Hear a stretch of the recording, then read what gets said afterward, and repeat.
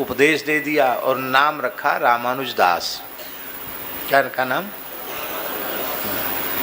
रामानुज नाम था उनका घर का। बोले भगवत संबंधी नाम है, लक्ष्मण दास कहो रामानुज दास कहो एक ही बात है, रामानुज दास नाम रखा। परमहंस श्री स्वामी रामानुज दास जी सिद्ध पुरुष हुए। अद्भुत अद्भुत जीवन चरित्र हैं उनके। हमारे पूज्य गुरुदेव पहाड़ी बाबा महाराज ने उनको अपने सिद्ध गुरु के रूप में स्वीकार किया। लंबे समय तक उनकी सन्निधि में महाराज जी रहे, परम विरक्त थे।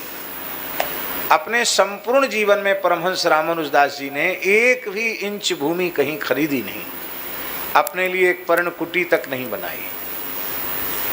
परम विरक्त भाव से विचरण किया। विलक्षण महापुरुष थे।